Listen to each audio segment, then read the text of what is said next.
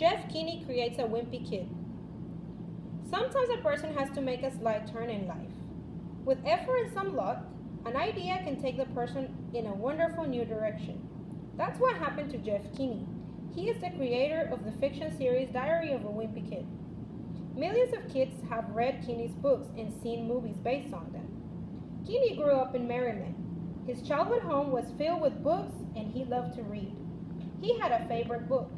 It was Judy Blume's Tales of a Fourth Grade Nothing. A little later, he discovered science fiction.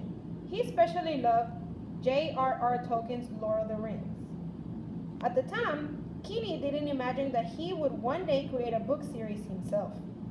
When asked about his childhood reading, Kinney explained, "My favorite stories weren't in books. They were in comics." That's because his father was a comic book collector. Kinney enjoyed reading his father's comic books and says that his favorite characters were Donald Duck and Uncle Scrooge. He thinks that their crazy adventures sparked the ideas that led him to create Greg Heffley, the now famous Wimpy Kid. Kinney's road didn't lead straight to the Wimpy Kid series. He first wanted to be a comic strip cartoonist, but he didn't have great success. All the while, it was a regular kid he had been thinking of a story about. For 6 years, he jotted down ideas. Finally, he combined his text with some cartoon drawings and turned the ideas into a book he called The Diary of a Wimpy Kid. The book was published online, but only one little segment was released at a time.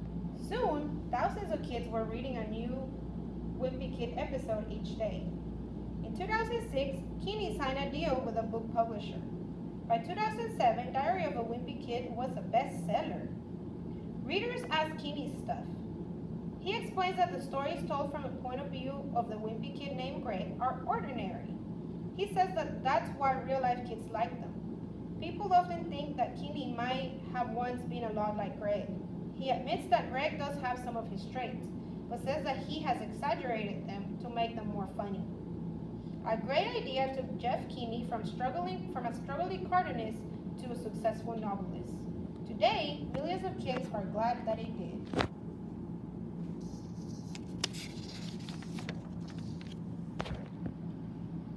Number 5.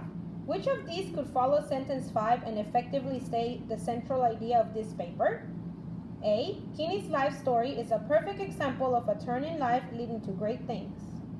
B. Kinney wrote the books in the Diary of a Wimpy Kid series and some movies have been made.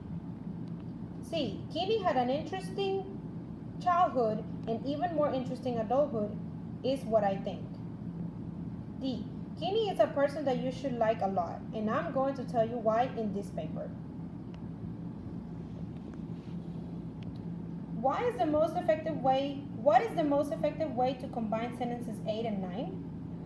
F. He had a favorite book since it was Judy Blume's Tales of Fourth Grade Nothing.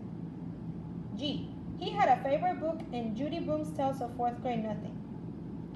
H. His favorite book was Judy Blume's Tales of Fourth Grade Nothing. J. He had a favorite book. It was Judy Blume's Tales of Fourth Grade Nothing. Number 7. What is the most effective revision to make in sentence 20? A. All the while, a regular kid had been thinking about a story. B. All the while, he had been thinking of a story about a regular kid. C. All the while, he had been thinking about a regular kid in a story. D. All the while, he had been thinking of a story, it was about a regular kid. Number 8. Andrew would like to provide a better sentence to introduce the ideas in the 5th paragraph, sentences 27 to 31.